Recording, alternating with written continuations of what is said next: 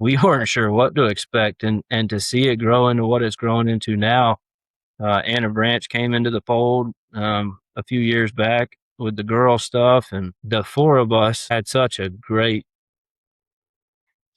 bond with each other and cohesion that no, I would have never dreamed that I would have left those three people to go somewhere else. I never thought this opportunity would show itself, and you can't pass it up. And when you think about my daughter being in second grade, you're talking about a long time from now until she's a senior. Welcome to the North Florida Wrestling Show. This is Zane Turnipseed, a new host.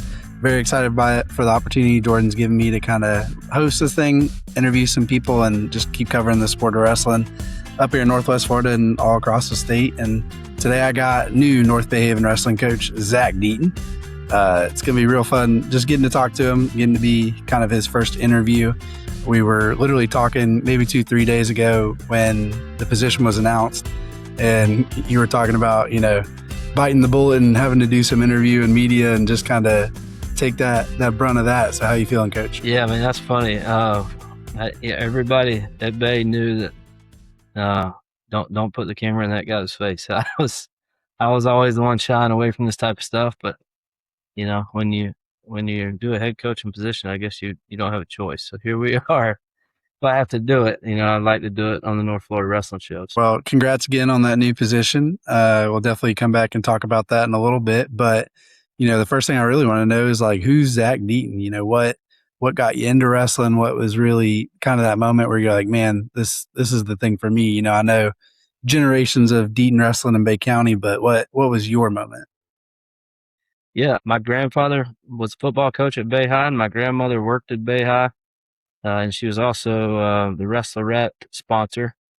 So she took me to all the matches. My dad had wrestled there and coached a little bit there when I was young. And so she would take me to the matches, and I would be in the Bay High wrestling room, and all my childhood memories are full of Bay High wrestling. And nobody else in my family wrestled. My dad did, and loved it. And as I was a youngster, pushed me to pursue it. And then, seventh grade came, I was attending Mowat Middle School, and Daryl Hallman was the coach there. I think I had a class with him or something maybe, and joined the team, and hadn't stopped since, man. I loved it. That's awesome, man. Yeah. And I don't know how it was. I know we're not that far apart, but those middle school wrestling days, I don't know that people know just how rowdy those gyms were and how loud that all got. Did you guys ever get to do in-school duels and stuff like that? Oh yeah, man. Being on the varsity wrestling team was something special back. It was a different time, that's for sure. Yes, sir. Absolutely. And then just tell me a little bit about your high school career. Just kind of, means very little, I think, in the world of coaching, but it's always nice to know just kind of how you placed, how you finished. And then I know you even went on to the NCAA club scene for a bit. Yeah. I don't know my high school record. We didn't wrestle as much back then. We had duels twice a week. Basically, we went to a handful of tournaments. That was it. But yeah, I lost in the blood round of regionals my freshman year. I qualified the next three.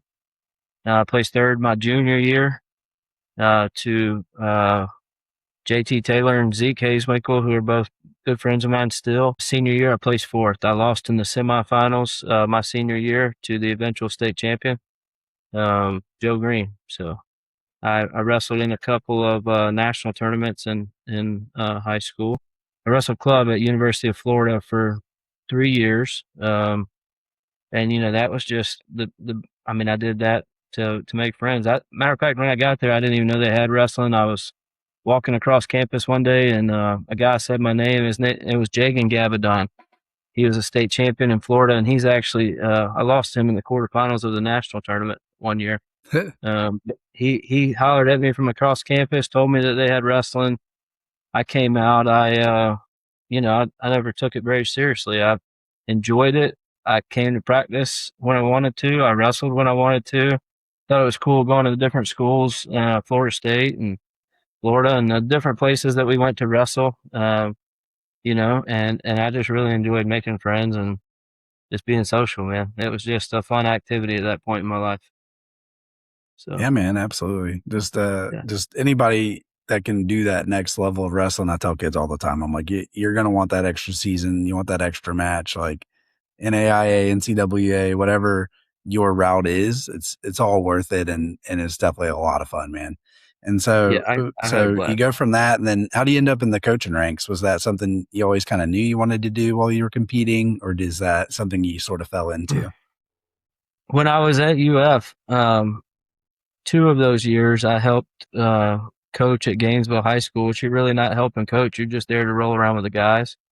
Absolutely. Um, and I wrestled those 3 years, and then honestly, after I graduated college, I didn't have much to do with wrestling. I kind of had my mind set on wrestling in college when I was in high school, and I had some opportunities, but I also had a bright future scholarship to Florida. And the out of state tuition on a 50% scholarship versus 75% paid, tens of thousands of dollars difference. Yep. And so, when I got to UF and wrestled club, it was strictly just to stay in shape, meet people, have fun. And we did. We had a lot of fun. When I got done with UF, I honestly didn't have anything to do with the sport. I've got 3 siblings that are all 15 plus years younger than me. And I went to watch and the AD at the time asked me to coach, and I told him I wasn't interested. But then a couple years later, my brother, who had moved from um, England, actually, they were living in England, to Panama City. I had a chance to, um, when he moved here, I had a chance to go out and help coach, and that was 2016. That was his junior year, and I haven't left Behaven since until now. So. Never intended to coach. Grew up coach's son. Never had a drive to coach. But then, once you start, you realize how much it helps the kids throughout life, and it draws you in. I got you. So for you, I talk about this here and there, but what do you think was easier, being your own competitor or being a coach? Oh man, you know, uh, I don't know the answer to that. I can tell you this. I don't remember how long it took me to learn how to wrestle. I didn't wrestle competitively until 7th grade, but I started wrestling at a young age, and I've done the same thing with my son. My son started wrestling at 5 or 6, wrestled till, I don't know, 8. I pulled him out. We played some baseball, some soccer, he's wanting to play football now. I played every sport growing up. And I think at the younger ages, it's just about being on the mat. At least it was for me. Um, so, I don't know how hard it was for me to learn wrestling, but I know when I started coaching, the first practice that I ever walked into with Coach Barth, I got there about an hour after the practice started because I was coming from work, and he was showing the team a belly whizzer that Bo Nickel had hit in the NCAAs.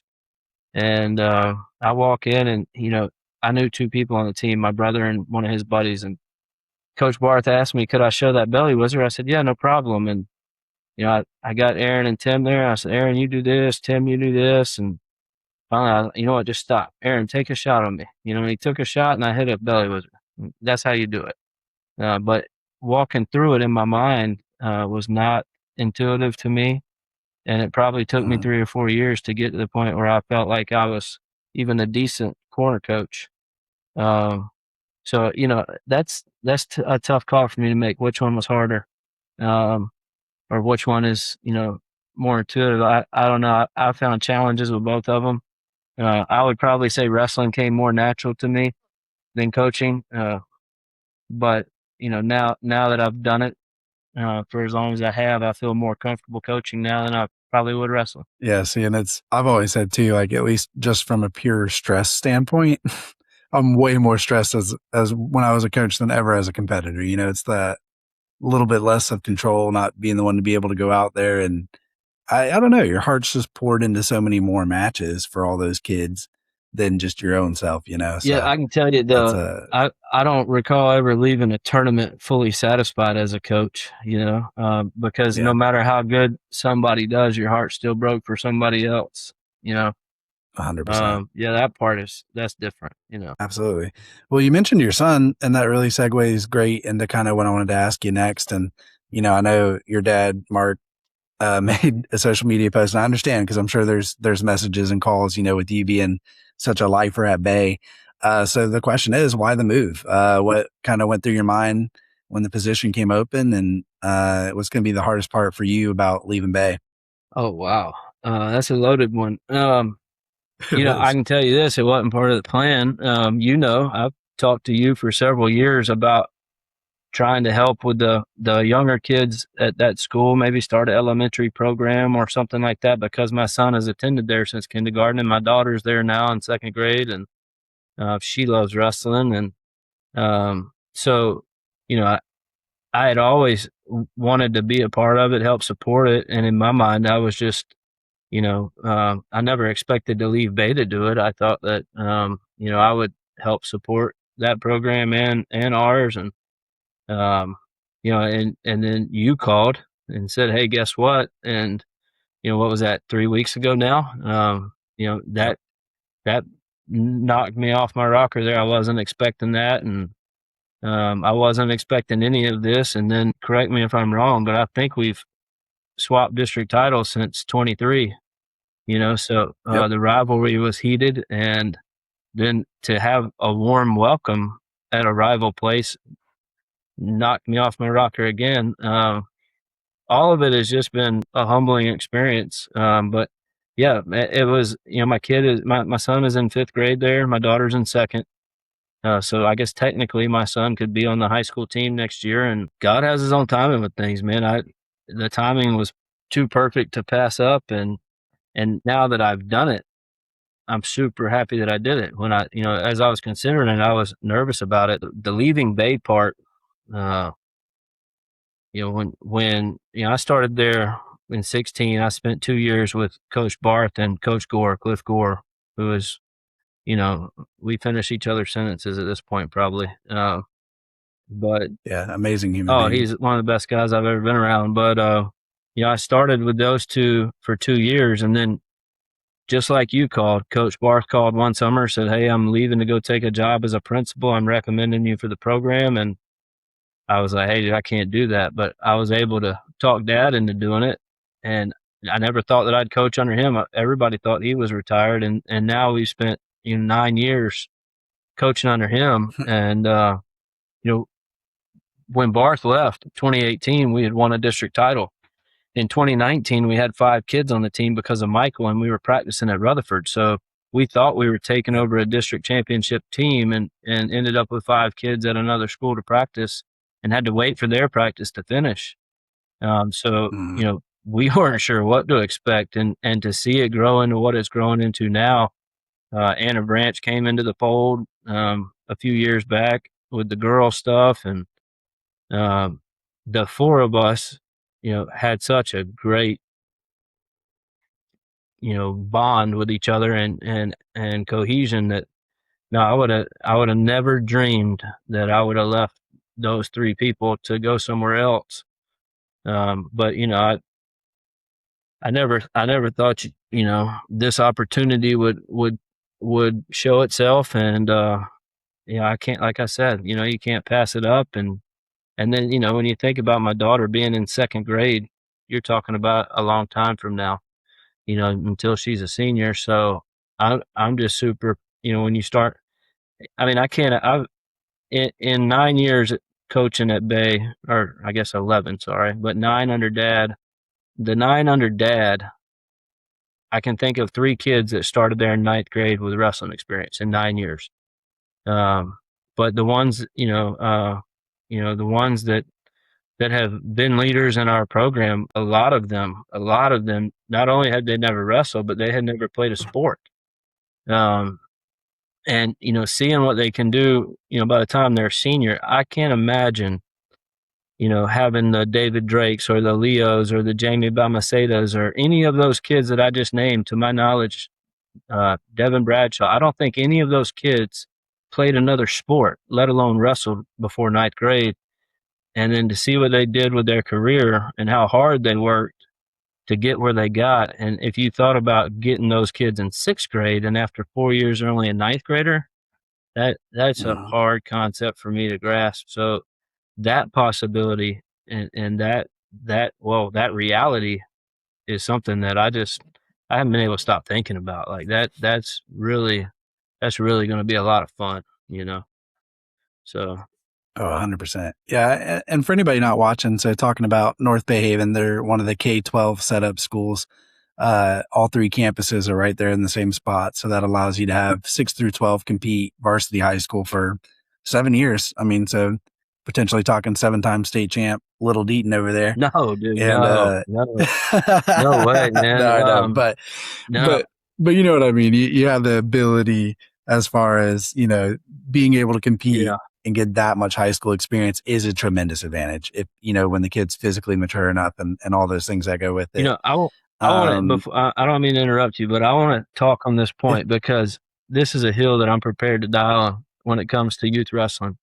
Um, you know, I think one of the best things that ever happened with me in my wrestling career is that nobody, the wrestlers that were there when I was younger, they would tease me, like, oh, you're going to be the next four timer or whatever, you know. But nobody that, mentored me, raised me, coached me, pushed me to peak at a young age. And, my Right. son, I never intended, like, he started at 5. I let him wrestle one tournament that year. 6, one tournament. 7, he wrestled one freestyle and 2 folk style. And those 2 folk Mhm. styles, he made the finals, which both of those were his first 2 times ever making the finals. He was 7 or 8, and I noticed one little hitch and something really fundamental when he was wrestling one of those matches. And I also knew my son well enough to know that, um, that he he wasn't ready to necessarily be retaught a position. And I also knew that that Mhm. hitch was my fault. I had taught him wrong. In the mix of everything, I had given him a bad technique, basically, a bad fundamental Mhm. setup. And anyways, rather than trying to reteach him, I just took the opportunity and was like, you know what? Let's play some baseball. Let's play some soccer. Let's play some football. And we went and we spent the last 2 years playing other sports. Now, all that said, we've got a wrestling mat in our garage and we're on it every day. But most of the days that we're on it, we're not wrestling. We're playing PlayStation or we're hitting a baseball into a net or whatever. But we hang out there a lot. And the point of that for me was not so he could wrestle, but just so he feels comfortable on a mat. Eventually a mat's going to feel like home because he's on it every day. You know, Yep. and and as far as him peaking, I mean, I would like him to peak ideally between his sophomore and junior year and senior year, when colleges actually start looking at him. Colleges don't care how good your Right. seventh grader is. And I just think that, especially with the club scene, and I know a lot of great coaches in the club scene, and I love club wrestling, so don't take it the wrong way. But a lot of that is driven by membership and everything else. And I think you need to be careful of the clubs that you choose and the coaches that you choose to be with, and make sure that if they're saying, "Hey, let's put your kid on this circuit or that circuit," that they're doing it for their benefit, and I think 99% of them are. Don't get me wrong, don't take that the wrong way, and I don't think wrestling would be the same without club wrestling. It's great, but you know, if kids are 8, 9, 10, 11, and not having fun wrestling, if they're crying after matches, uh, and it's not because they're a competitor, they're crying because everybody else is doing it, that type of thing, then it's not. I've seen it, after 10 years of watching ninth graders go through. It's just, you see the burnout, and I will die on that hill that, I mean, so Colton, when he gets to North Behaven, um, he's got a lot to learn, and it's going to take him a while, so, Oh yeah. and I'm looking forward to that. And to me, that's the best part of the process, so, Oh, 100%. Yeah. So Yeah, and it's, and it's everybody's got their different journey, right? Like, I'm sure if I go back and get Travis Laxton, who I have to shout out anyway, because we did said we traded district titles, and I'd be remiss if I didn't throw in South Walton's rotating in there with us wait, too. did he get one? Did he get one? He'll call me out Did he later get if I one? don't Because say that I mean, they got last year, and then they got the one where a heavyweight decided to punch another heavyweight. yes, So yes, they did. Anyway, No, I and love me some Travis Laxton, man. but He's a great dude. yeah, but he starts really young, but it's just different journeys for different folks because, even for myself, my parents had me wrestling for, I think, 3 or 4 years before I ever competed, like not even one match, tournament, nothing. And it was that same fear of just kind of the burnout. And in my personality, I think it was the right call. And when I finally did hit the mat, there was really no nerves. You know what I mean? I'd been doing it 3 or 4 years. I didn't really know what I was missing out on because I just always went to practice and I competed at practice. Yeah. That was kind of my, and I was blessed enough that when Coach Cohn was running that through Everett, that I was one of the younger kids. So there's always someone to push me, but it's definitely a journey, and it's a balancing act with those middle schoolers in that group, because at the end of the day, you're bringing in you can be 11. I was 11 in sixth grade wrestling an 18, 19-year-old grown man. It depends where you're at maturity wise, but I did also want to give Colton a shout out before I get back on topic a little bit he was always one of David Anthony's biggest fans. Oh yeah. And I remember that was one of the funniest things, is really one of the first times I met him, is he was at the state tournament in North Behaven year. And he's like, that's my school. And I was like, that's awesome. We go to Behaven, North Behaven games and football games when you're usually fighting on the way home. He's a Buck through and through, man. He really, it was so funny because I think your dad was like, hey, I got to introduce you to the number one North Behaven wrestling fan. I was like, okay. And then, that was one of the first times I really, I've seen him around forever, but one of the first times I really got to meet him. He loves his school and his friends there. And the whole thing, he's excited about this too, just like we all are. Yeah. Duck Reyna is one of the best youth coaches in the country, I think, in a lot of people's opinions. And one year at Fargo, we were both on the staff there, and I asked him what he thought about young kids wrestling, and he made a point that they're such sponges at that age. You know what I mean? And that you should teach them as much as you can teach them while they're young. And that really opened my eyes to the opposite side of my opinion and helped me. And since then, what I've realized is every kid is different. I've seen 5-year-olds that can straight scrap, and I've seen 10-year-olds that need another year to get started. So if you just start where the kid is at, I'm not saying that 5 is too young to wrestle. It's not at all. But it depends on the kid, and you gotta know you're an athlete as a coach. I think that's one of the most important 100%. Things as a coach is know your athlete. I know you've done a lot at Bay. I think sometimes the difference between an assistant and a head coach is blurry anyway. I know, especially my last few years at Arnold before I became the head coach, it was, there was responsibilities given and shared and kind of mixed. But overall, how are you feeling about the leap into being like the guy as the head coach? And just kind of describe, what does head coach Zach Deaton look like in your ideal world? So if you're painting the picture, you're saying, hey, let's say we're talking to the existing North Behaven parents, or, even kids coming up from Behaven, or just maybe they're not even wrestling yet, but they go, hey, who's this guy? What's it going to be like wrestling for him? What's head coach Zach Deaton like? That's a good question. My dad is a very old school coach. And when I was his head assistant, I did my job. I did what he assigned me to do. I paid attention to everything. There's going to be a mix. There's going to be, there's so much value to the way he does it, and there's value to other ways too, and it'll be a mix. But I think it's going to be a lot more, probably a more relaxed environment than most wrestling practices. Not as there'll be structure, but I'm not a drill sergeant. I like to have kids in the rooms working on different things. I like to start where the kids are at, and help the kids with what they need to get better at as individuals. And drills are one size fits all a lot of times, and so I try. There's definitely a purpose for that and a need for that, and I try to balance it all. So I'm interested to see what that is, but I think so much of that will depend on the staff that is around me. And I think, you cannot, it's impossible to do something like this by yourself. But even if you had 4 or 5 people, if they're not the 4 or 5 right people, it's still pretty much impossible. So, um, a lot of what I'm going to look like as a coach is going to depend on their opinions and their advice, and what they want it to look like too. So it's going to be, it's going to be a mixed bag of tricks there. That's really how it's got to be, right? You're going to have everybody from returning placers down to never seen a map before in their life. And even like you said, especially in a school that is pretty academic heavy, you're going to get some kids that maybe haven't even played tag before. I joke about that, but you have to be able to diversify it for just kind of the whole group. You can't just coach to your studs.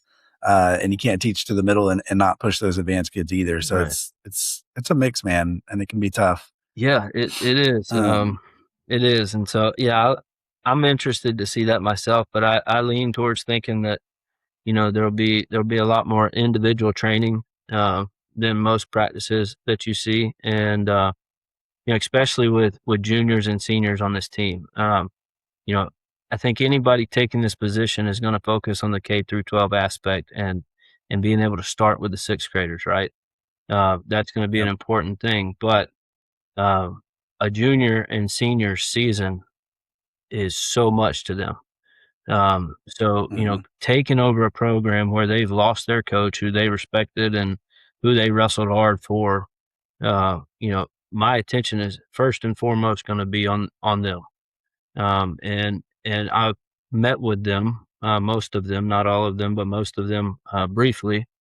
And I told them that, like, look, if you have a great year, you know, you're not going to be able to give me very much credit. About the only credit you're going to be able to give me is that I was not dumb enough to try to change your style.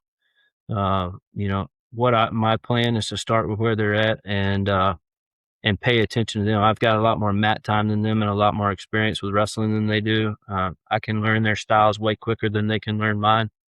And so my plan is to let them wrestle their style and to help them with their style, and give them advice, what I think they should change or what I think they should add or take away, and then let them choose if they want to do that, and just try to facilitate them having the senior or junior year that they envisioned having a year ago before they knew this was going to happen.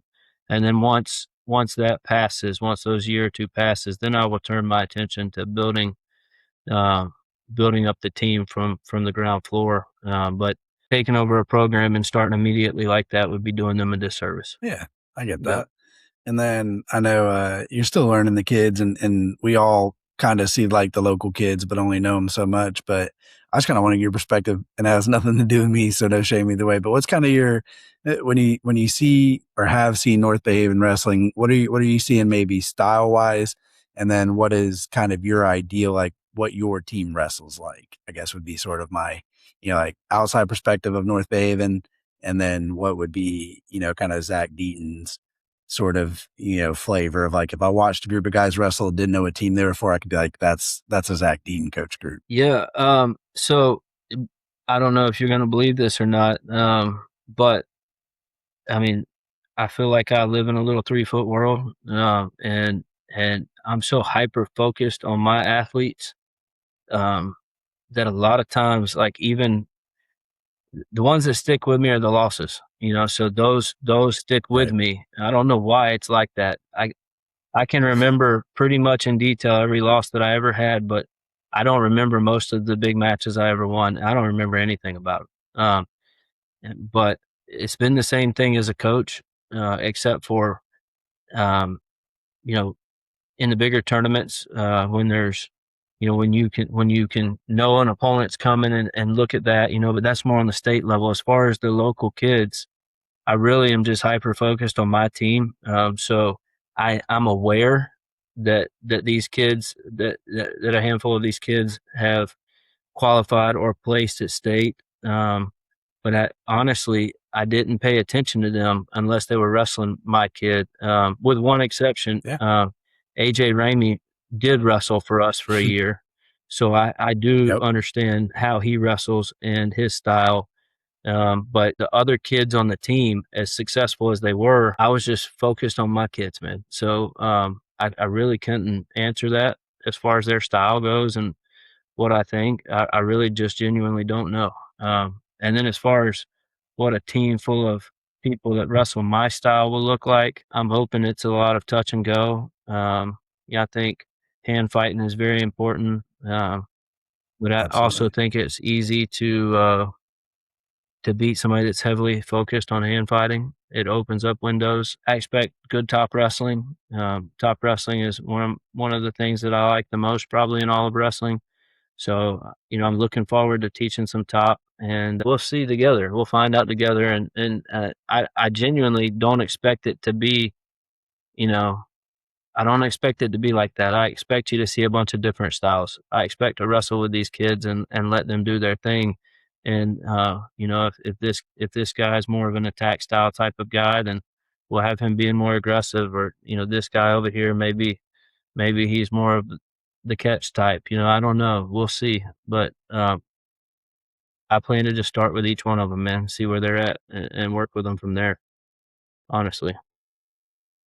Yeah, and I think that's always it could almost do a whole other video on that of just I've seen teams at the highest level that they're going to run this bar and a half and a single leg and a stand up this exact way each time at each weight class, and you see high levels of success like that, especially in the dual state kind of series because their average is just so high. They drill it, they rep it, and then but I also think some of the best kids I've ever seen are on teams that they're 6 wrestles this way, their 26 is a totally different style, and their 57 is nothing near either of those two. And it's the body mechanics, all those things that play into some people are just not built to ride legs. Right. You know what I Yeah. mean? They got little nubs, and actually, a guy that I love to watch wrestle is kind of a good example of just body mechanics is, and you got to coach him too, was Derek Williams wrestling on top. He's wrestling all these kids cutting mega weight that are 6'1" at 106. And he's got, kind of a more compact build. It was really impressive to watch, There. how he was able to hold kids down while his arms, extended all the way out here on a belly, and he's trying to ride up to the, and it was fun watching him solve that. And he got to a style where he was mean on those kids. But there's just no way you could have expected him to wrestle the exact same way some lanky kid would. Derek is the perfect example of what I'm talking about. First of all, Derek is a tremendous kid to coach. He is a coach's dream, as far as Absolutely. he will, if you ask him to do something, he's going to do it. He is he's top notch in that regard. And Derek wrestled for us for a year at Bay. And when he walked in our room, he was a hammer. He was good. The day he showed up, he was solid. And the first day that he was there, very first practice, I did one go takedown with him, just me and him, one takedown. And the only purpose of that was just to get a feel for him. I just wanted to feel it, and feel where his pressure was, feel what his speed was, get a feel for that. And after that one round, I said, okay, I'm not going to coach you much the first part of the season. I'm just going to watch you. I'm going to learn how you wrestle, and we'll pick up after New Year's. And we really started working hard after New Year's, probably. And at that point, he was undefeated in the season, 20 or 30 and something. And so, when you get to that point in your junior year, as coachable as he was also very comfortable in his ways. So when we first started talking about changing some things, it made him think twice. But I think the turning point, he wrestled a guy named Roman Lermer from Tampa Jesuit in the finals of the Mosquet. And the year before, Roman had pinned him, I believe, in the first period at state. And in this particular match, Roman beat him 9-1. And that ended up being his only loss up until the state finals that year. And I had told him going into that match, I had watched his film of him and Roman wrestling the year before at state. And I told him a little tweak, not a move, a technique, a style, just a little tweak to his style. And during that match, he felt it. He knew he figured out what I was talking about, and it didn't help him in that match. He kept that match close because he had gotten that much better. Like I said, he walked in a hammer, and nothing to do with me or our coaching staff. He just got there that way. But after that match is when he really opened up to us, and the things that we did to help him get better from that point forward were minute changes. We started, by that time I had learned his style. He had a very, very attack style of wrestling, very high paced. And I started to figure out what he was looking for in each sequence, and then especially in each position. And one of the things I noticed was that he would occasionally stand up on top. And that is the first thing that I started with. I said, from now on, I don't want it to be occasion. When the whistle blows on top, I want you on your feet all the time. You're great from right there. Who else do you know that can wrestle the top position standing straight up? But he could. And then he had this little way about him where he would pull a kid's hips back to keep him underneath him. And I stressed, like, we're going to do that more. About the only thing I added to his top game was probably the Blair ride system. That really suited him with his body type. And so we worked a lot on that. But the rest, man, the rest was pretty much all him, just little tweaks. And then takedowns, I worked with him a lot in the underhook, overhook position. He already had really good underhook wrestling. But that was my style, underhook, overhook. That's how I wrestled. So I was very familiar with that as a competitor and a coach.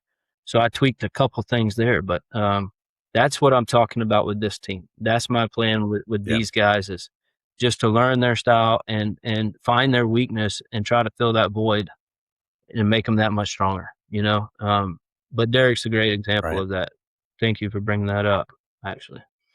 Yeah, absolutely, man. And like I know, Bay County is a transient area. I mean, we got between Tyndall Air Force Base, the Navy base, and just people wanting to move to the beach. There's not a tremendous amount of people that you meet that were born here.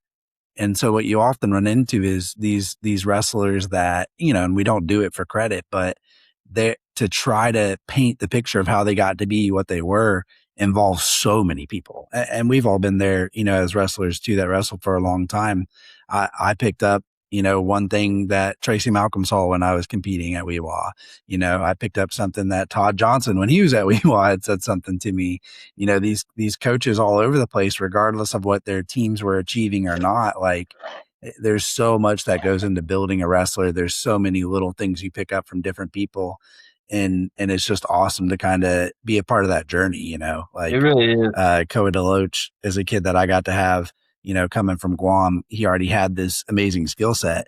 But there was things to add there, and just a phenomenal kid, phenomenal effort. David Anthony, for me, David Mercado was another one of those where, like, years of jiu-jitsu, gave him such a phenomenal base, plus being a freak athlete. I mean, he could broad jump onto a loading dock like he wasn't even trying. But one thing, I don't know if I ever told you this, but one year, one of my friends, he was a 3-time Indiana high school state champion, and he wrestled varsity heavyweight for Purdue when he was a freshman, and then he became a professional fighter. He fought in the UFC.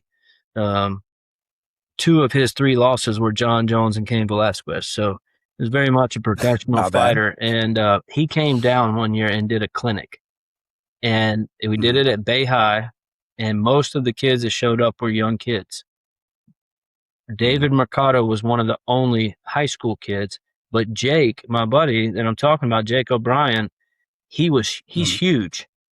He is gigantic and just fit, big guy.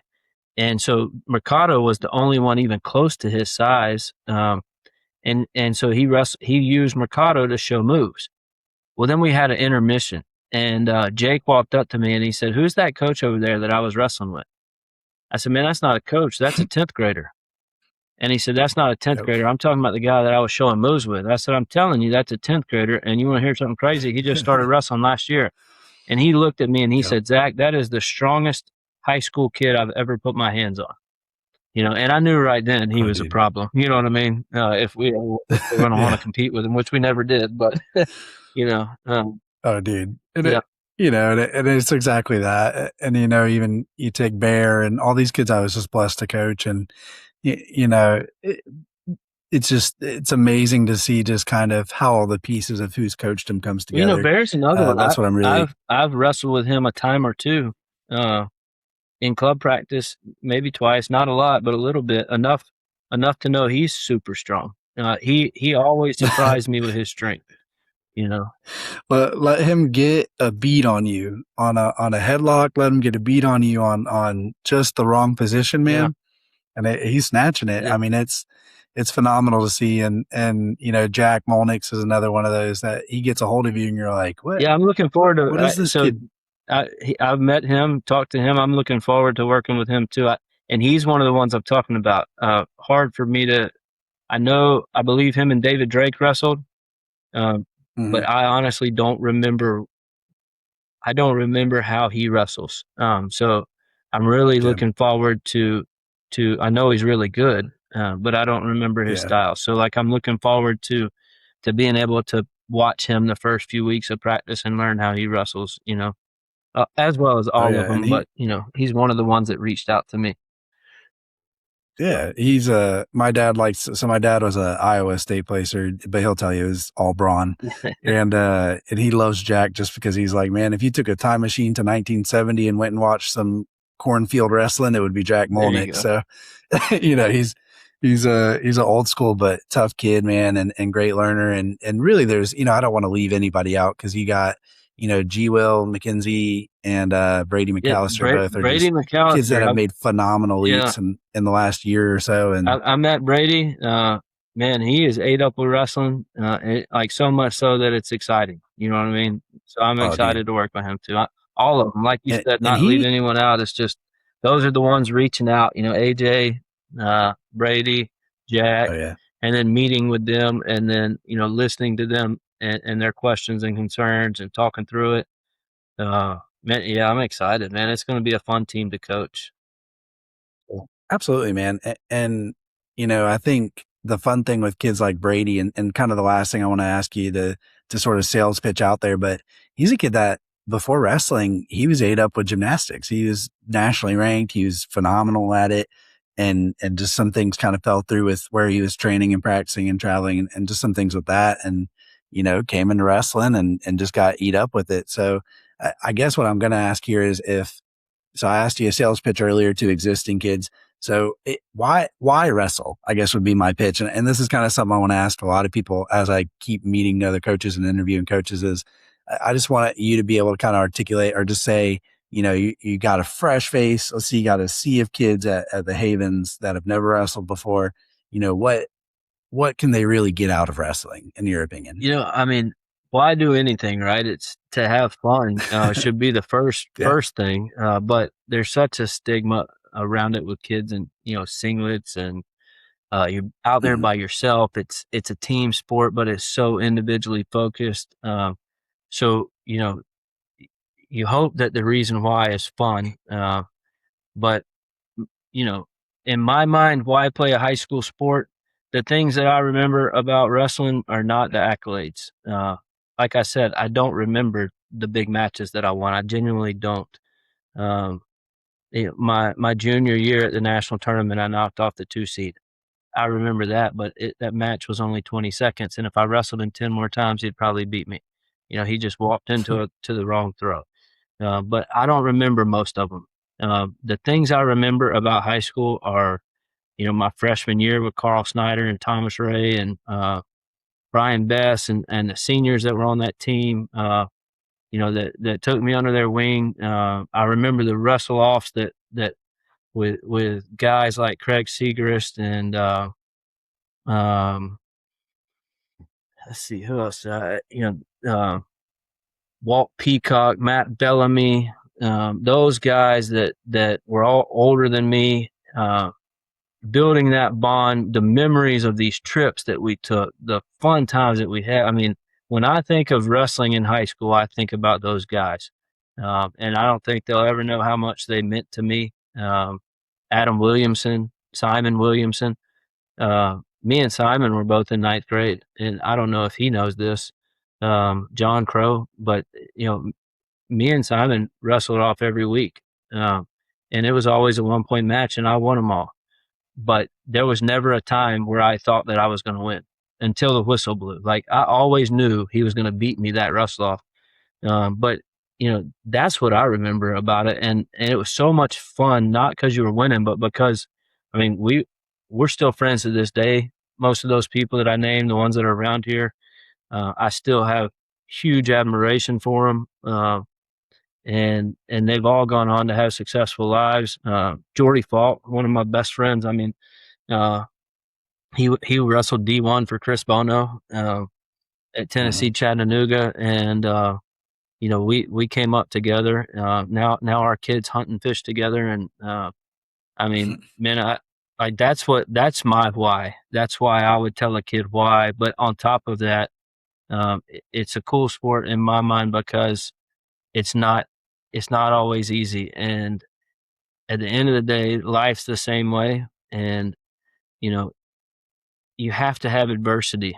You have to have adversity throughout your life. If everything's always easy, it's going to be really hard to find success in the real world. So the adversity that it brings, the brotherhood that it brings, sisterhood for girls, those type of things. That's my why, and hopefully somewhere in the middle they find a lot of fun, and find some wins. But I think the core of a championship program is cohesiveness and bond and family. And if you do those things, I think about David Mason as somebody that I turn to for advice all the time. Assistant head coach at Tampa Jesuit, and seems like every year they're roping in a state title nowadays. And so I'm always picking his brain and asking him questions. And he always says the one word village all the time, village this, village that. And it's true. Like that's, in my opinion, that is one of the tightest groups that I've ever been around. That Jesuit group, they're a family, and I think that has a lot to do with the success of it all. So that would be my why, long why, but that's it.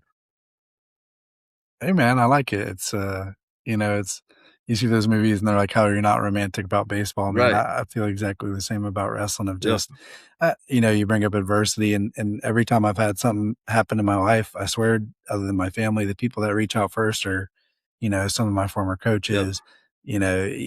People I've competed against as a coach, and teammates, even to this day, that there's just a bond. You go through the craziness that is wrestling, and whether that's being crammed in vans, and the weight cut, or just the absurdity of how unfair the sport can be. Like you said, if I'm that number 2 guy and I walk out and you just catch me in the wrong way, man, this is life. That's it. You know what I mean? Yep. You might not have been the best guy on the mat, but in that moment you were, and you got to live with that and wrestle back through it, or whatever way that goes. So I think that's a great answer, man. It's awesome to hear kind of how the community has been for you, and I hope that they give you that support moving forward. I know your dad does a great job of fundraising kind of through that method, and I hope you can get the same for North Behaven Wrestling for yourself. And I'm excited to see what you do.